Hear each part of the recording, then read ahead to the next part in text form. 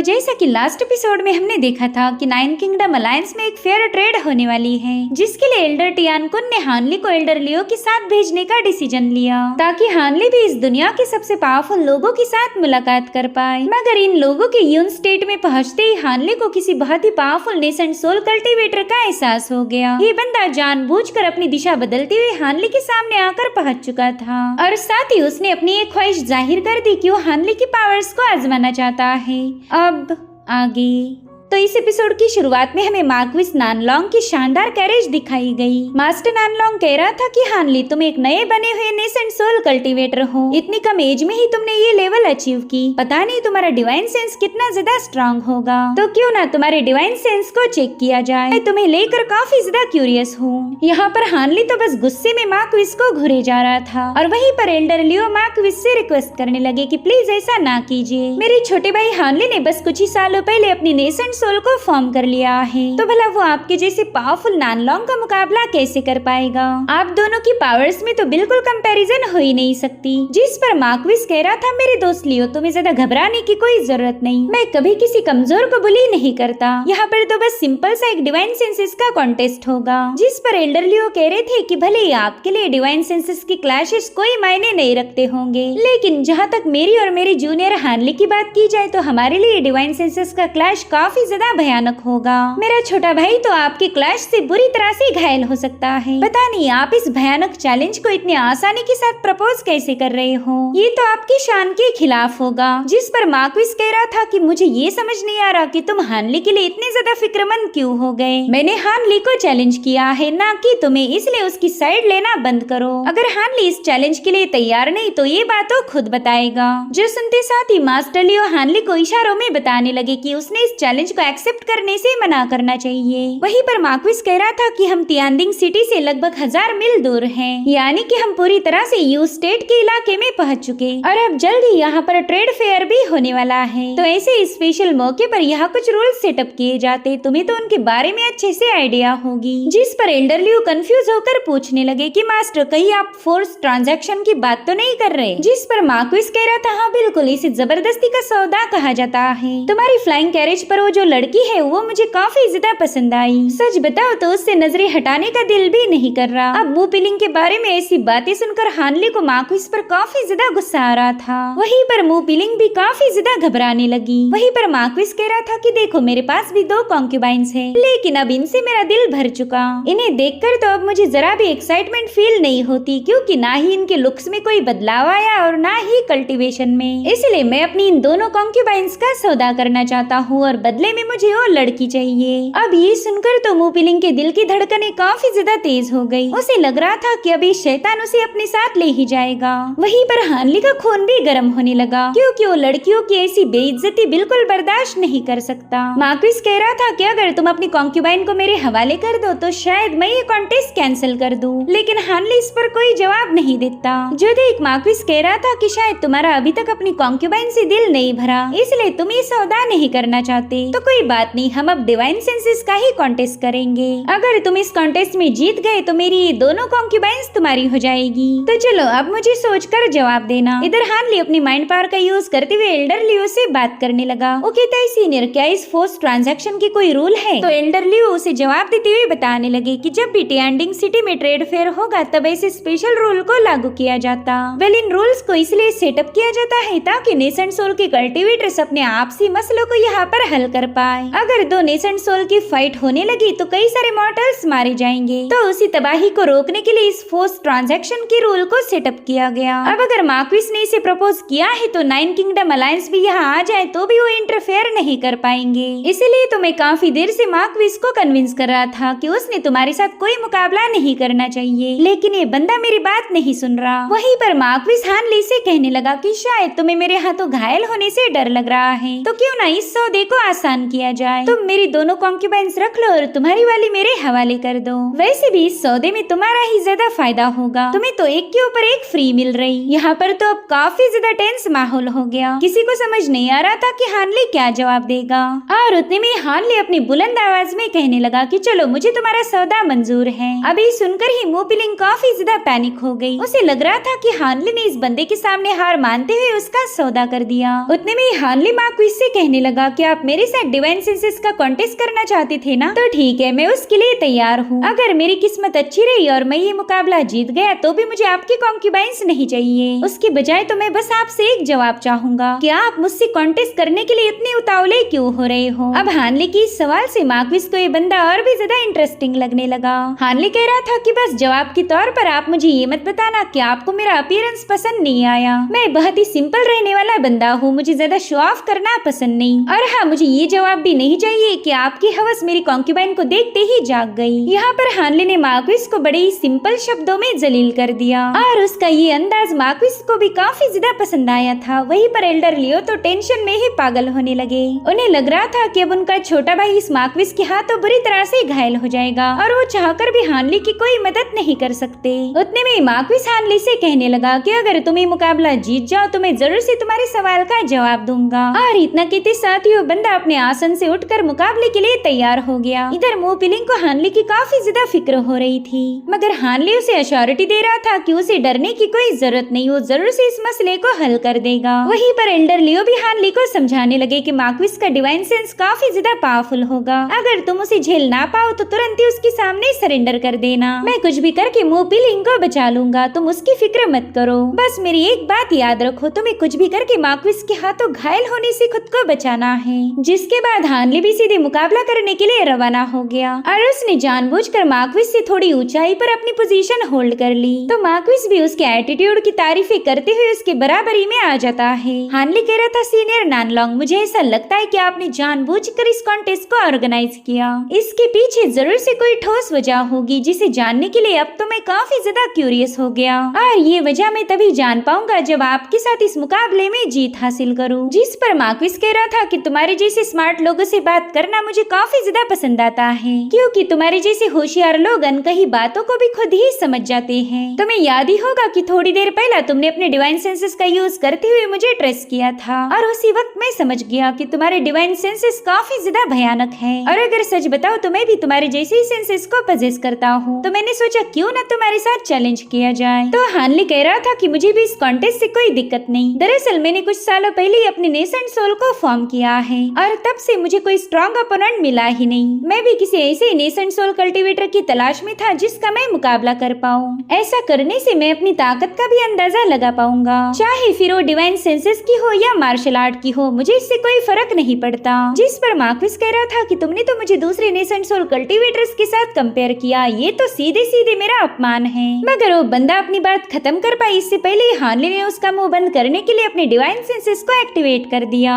जो देख मार्क्विस भी इम्प्रेस होते हुए सीधे अपने डिवाइन सेंसेस को ओपन कर लेता है। यहाँ पर उसकी गोल्डन डिवाइन पावर सीधे जाकर हानली के डिवाइन सेंसेस से टकरा रही थी, जिससे वहाँ पर स्पिरिचुअल एनर्जी का एक जोरदार धमाका हो गया। मगर हानली तो अपनी पलक भी नहीं झपकाता, वो तो बस लगातार अपने डिवाइन सेंसेस को रिलीज कर रहा था, जो देखकर एक सेकंड के लिए मार्क्विस भी थोड़ा सा हैरान हो गया। उसे उम्मीद थी कि हानली उसके पहले अटैक में ही हार मान जाएगा, लेकिन ऐसा नहीं हुआ। इसलिए मार्क्विस ने अपनी डिवाइन सेंसेस की स्ट्रेंथ को और ज्यादा बढ़ा दिया, जो देखकर हानली भी सेम वही करता है। इन दोनों की पावर बड़ी तेजी के साथ एक दूसरे के साथ क्लैश हो रही थी, और अब उस क्लैश से रिलीज होने वाली एनर्जी आपस में ही सर्कुलेट होने लगी। वहाँ पर मानो किसी टोर्नेडो जैसा सीन क्रिएट हो गया था। पूरा आसमान इन दोनों की पावर्स की वजह से गरजने लगा। वहीं पर एल्डर लियो के तो होश ही उड़ गए थे। वो कहने लगे कि ये तो डिवाइन सेंस कॉन्शियसनेस है। वेल, इस डिवाइन सेंस कॉन्शियसनेस को मटेरियलाइजेशन भी कहा जाता था, जो कि दो बराबरी के पावरफुल कल्टीवेटर के साथ ही हो सकता है। लेकिन यहाँ पर हानली मार्क्विस के मुकाबले काफी ज्यादा कमजोर था, मगर फिर भी उसका डिवाइन सेंस मार्क्विस को तगड़ी टक्कर देने लगा।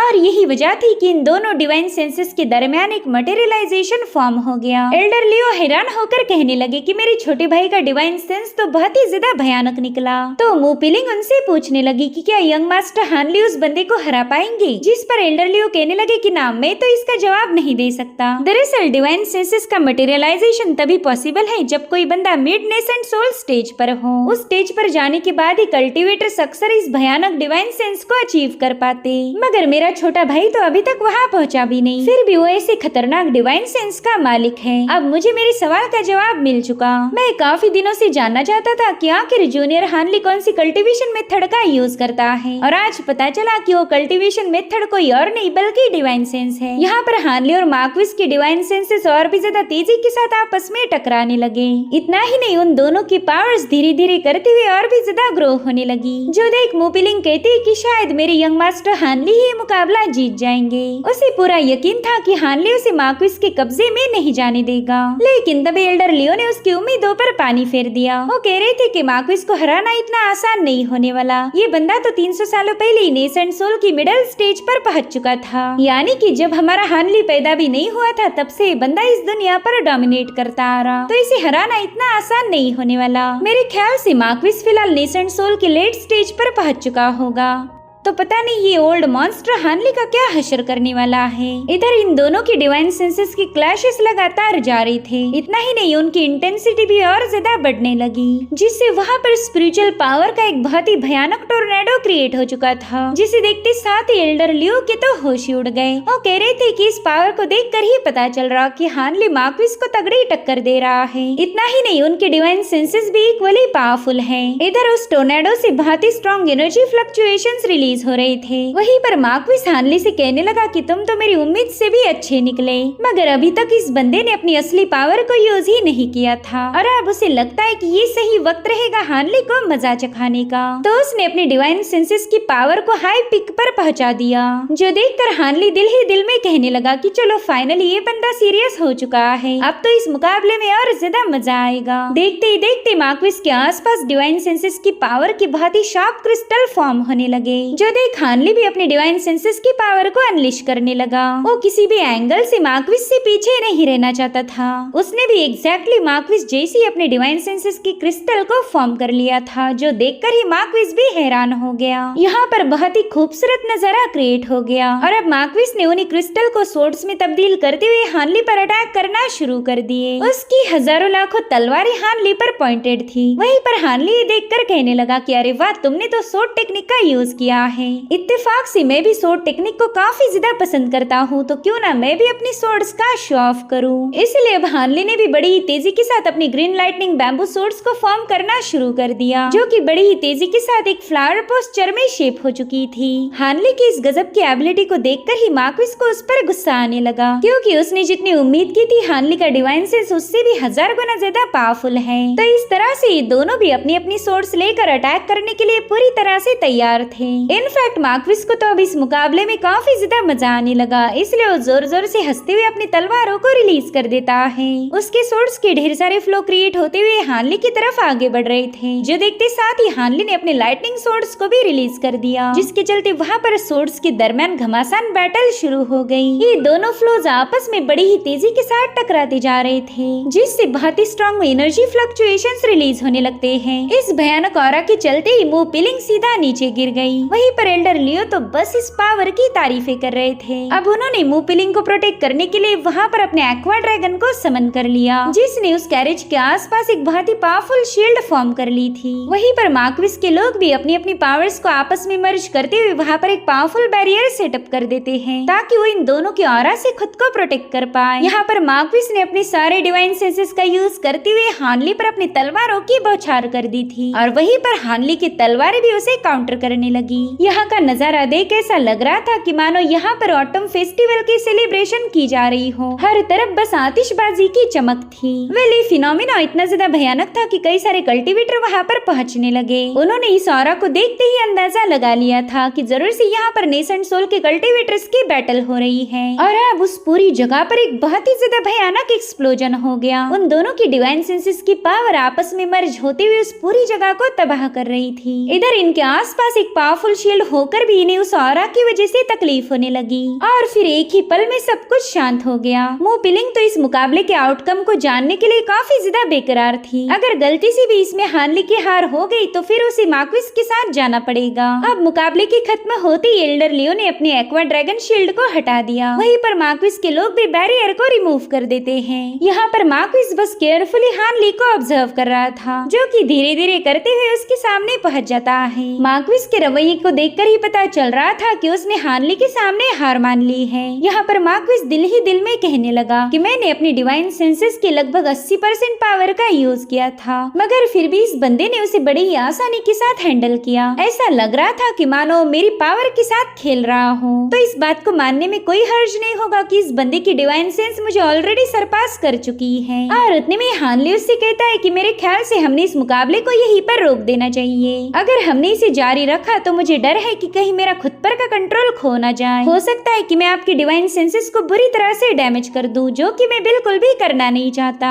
तो यहाँ पर मार्क्विस हंसते हुए हानली से कहने लगा कि तुम काफी ज्यादा समझदार हो, तुम्हें अच्छे से पता है कि कौन सी चीज को किस वे में बोला जाए ताकि सामने वाले को बिल्कुल भी जलील फील ना हो। मैं तुम्हारी टेक्निक के बारे में तो नहीं जानता, लेकिन अगर बात डिवाइन सेंसेस की जाए तो तुम मुझसे 1% भी कम नहीं हो। इनफैक्ट ये भी पॉसिबल है कि तुम मुझे पीछे छोड़ दो, इसलिए मैं भी इस मुकाबले को यहीं पर खत्म करना चाहता हूँ, वरना तो हम दोनों की रेपुटेशन खराब हो जाएगी। यहाँ पर हानली दिल ही दिल में कहने लगा कि कल्टीवेशन की दुनिया में तुम कौन सी राउंड पर हो ये मायने नहीं रखता, बल्कि तुम्हारी स्ट्रेंथ ही तुम्हारी ताकत की गवाही देती। उतने में मार्क्विस हानली से कहने लगा कि तुमने मुझसे पूछा था कि मैं तुम्हारे साथ कॉन्टेस्ट क्यों करना चाहता हूँ। मेरे ख्याल से अब तुम्हें उसका जवाब मिलना चाहिए। दरअसल मैं तुम्हारी डिवाइन सेंसेस की पावर को देखकर काफी ज्यादा इम्प्रेस हो गया था और इसीलिए मैंने सोचा क्यों ना तुम्हारी पावर्स को भी चेक किया जाए। तो अब इस मुकाबले को जीत कर तुमने अपनी काबिलियत का सबूत दे दिया है। मैं चाहता हूँ कि तुम हमारे एक सीक्रेट ऑपरेशन में पार्टिसिपेट करो। अब यहाँ पर वो अपनी माइंड पावर का यूज करते हुए हानली से सीक्रेटली बात करने लगा। वो कह रहा था कि ये मिशन काफी ज्यादा इम्पोर्टेंट और सीक्रेटिव है, तो उसके बारे में यहाँ पर डिस्कस करना बिल्कुल भी सही नहीं होगा।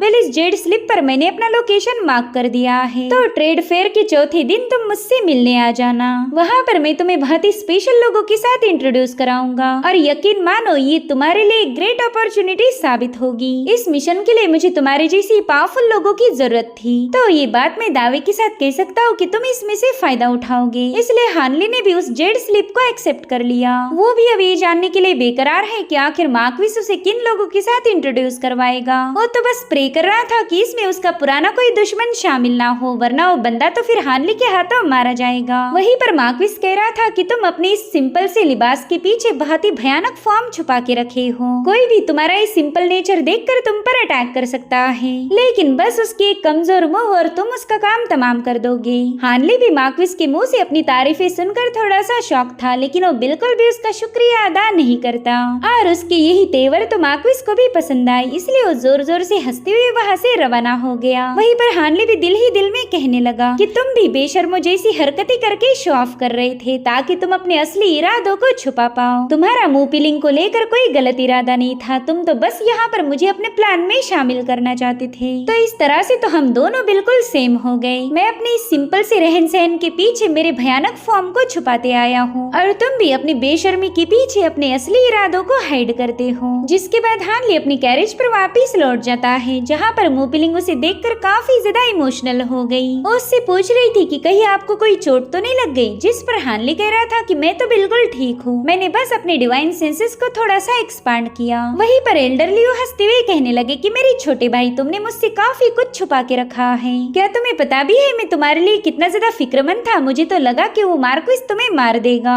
लेकिन अब मुझे समझ आ चुका है कि तुम खुद के साथ साथ मुझे भी प्रोटेक्ट कर लोगे। जो सुनते साथ ही मुंह पिलिंग और हानली हंसने लगे। जिसके बाद हानली कहता है, बड़े भाई, मैंने आपसे कभी कोई बात छुपा के नहीं रखी। खुद आपने ही पूछा नहीं कि मैं कितना ज्यादा पावरफुल हूँ, अगर आप पूछते तो मैं आपको बता देता। हानली का ये मजाक सुनकर तो एल्डर लियो जोर जोर से हंसने लगे। वो कहने लगे, हाँ ये बात तो सच है कि हमने कभी तुमसे कोई सवाल नहीं पूछा, अगर शायद पूछते तो तुम हमें बता देते। वैसे मुझे अभी भी यकीन नहीं हो रहा कि तुमने मार्क्विस नानलोंग को डिवाइन सेंसेस में तगड़ी टक्कर दी। इनफैक्ट तुम दोनों की डिवाइन सेंसेस तो पूरी तरह से मैच कर रहे थे। अगर मार्क्विस की बात की जाए तो बंदा कई सौ सालों से यहाँ पर फेमस है। टियानियन कॉन्टिनेंट का हर एक फ्री कल्टीवेटर उसकी काफी ज्यादा इज्जत करता। इनफैक्ट उसे तो इस दुनिया के सबसे बेस्ट कल्टीवेटर के टाइटल से भी नवाजा गया था। साथ ही उसके बैकग्राउंड के बारे में भी कोई आइडिया नहीं, पता नहीं वो बंदा एग्जैक्टली कहाँ से बिलोंग करता है। अगर तुम ऐसे बंदों को भी घुटनों पर ला सकते हो तो फिर भाई तुम्हारे पावर्स की कोई सीमा नहीं। जिस पर हानली कह रहा था सीनियर, यहाँ पर स्पिरिचुअल पावर का जो भी फिनोमिना अपीयर हुआ था उसने कई सारे कल्टीवेटर्स का ध्यान अपनी तरफ खींच लिया होगा। तो मेरे ख्याल से हमने अभी यहाँ से निकलना चाहिए, वरना पता चले कि कोई एक और नेसेंट सोल मुझे चैलेंज करने पहुंच गया। जो सुनते साथ ही एल्डर लियो ने तुरंत ही फ्लाइंग कैरेज को स्टार्ट कर दिया, जिसके बाद वो हानली से कहने लगे कि पता है हम तुम्हें लेकर काफी ज्यादा परेशान थे, साथ ही साथ क्यूरियस भी कि तुम आखिर कौन सी कल्टीवेशन टेक्निक को प्रैक्टिस करते हो। कई बार हमारे बड़े भाई चिंग टियानकुन और मेरे दरमियान इसके बारे में डिस्कशन हुए। तुम तो अल्केमी, पपेट, सोर्ड टेक्निक और फॉर्मेशन इन सब के मास्टर हो, इसीलिए हमें अंदाजा लगाना मुश्किल हो गया कि आखिर तुम्हारी कल्टीवेशन मेथड कौन सी होगी। लेकिन आज इस फाइट के बाद मुझे फाइनली जवाब मिल चुका है, जिस पर हानली कह रहा था फिर मुझे भी बता दीजिए कि मैं कौन सी कल्टीवेशन मेथड को फॉलो करता हूँ। तो एल्डर लियो एकदम सस्पेंस क्रिएट करते हुए कहने लगे कि मेरे भाई तुम कल्टीवेशन की डिवाइन सेंस मेथड को फॉलो करते हो, इसके अलावा तो तुम्हारी और कोई मेथड हो ही नहीं सकती। लेकिन तुम ये मत सोचो कि हम तुम्हारी मेथड के बारे में जानना क्यों चाहते थे, ये तो बस हम दोनों की क्यूरियोसिटी थी। तुम्हारी डिवाइन सेंसेस की मेथड काफी ज्यादा यूनिक है, इसमें कोई स्ट्रेंज एस्केप टेक्निक नहीं, पावरफुल एबिलिटी नहीं और ना ही इसमें बीस्ट कंट्रोलिंग या फिर फॉर्मेशन का सपोर्ट है। लेकिन फिर भी तुमने इन सभी चीजों में महारत हासिल की। पास्ट में तुमने ऐसे फॉर्मेशन सेटअप किए थे जिसे हमारे जैसे पावरफुल एल्डर भी ट्रेस नहीं कर पाए, और उस वक्त तुम नेसेंट सोल भी नहीं बने थे।